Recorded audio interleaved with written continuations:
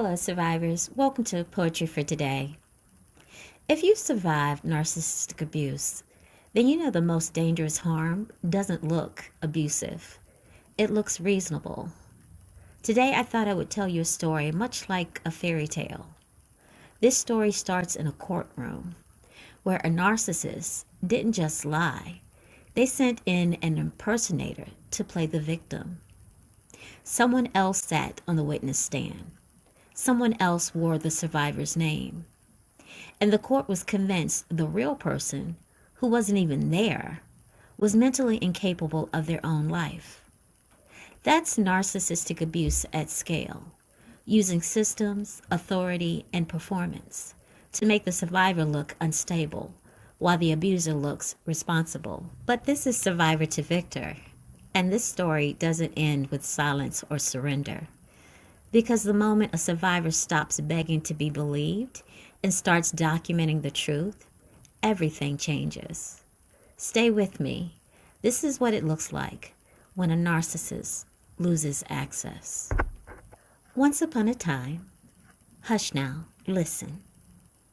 There was a name that fit its owner, like breath fits a body, like shadow fits a step. And once upon a time, someone decided a name could be worn. The thief did not come alone.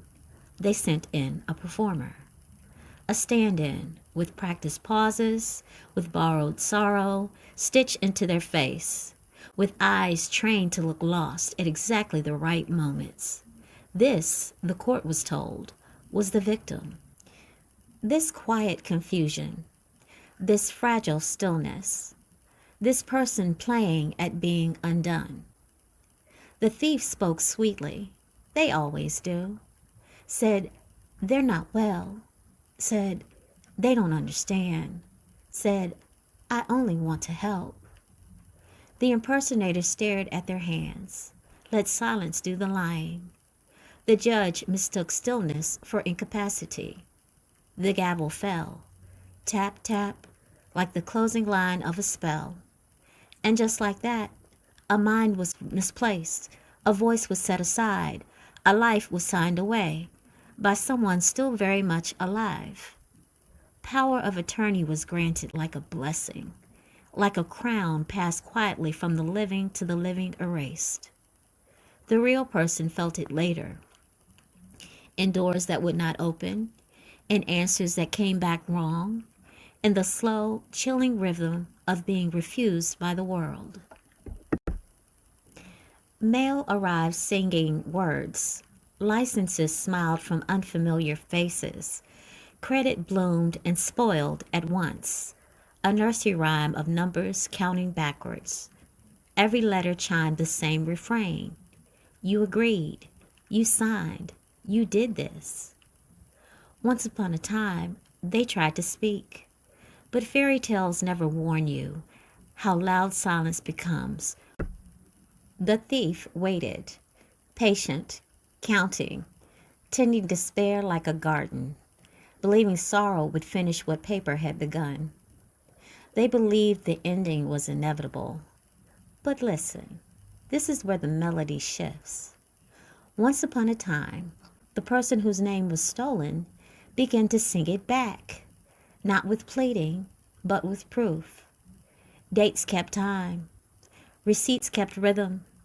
Signatures refused to rhyme. A timeline formed, steady as a heartbeat, stubborn as truth, and the spell began to falter under repetition. The impersonator forgot their cues. The lies lost their meter. Paper remembered what people had been taught to forget.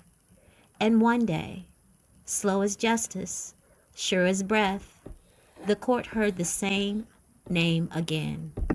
Not borrowed, not acted, spoken true. Power was taken back, keys returned, masks fell quietly, where everyone could see them. The person did not return to who they were before. Fairy tales rarely allow for that.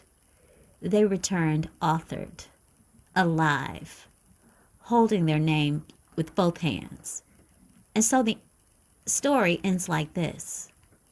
Once upon a time, someone tried to replace a life with a performance, but the real voice remembered its tune and sang itself all the way home. Survivors, I see you listening, but don't forget to like, share, and subscribe. Much love.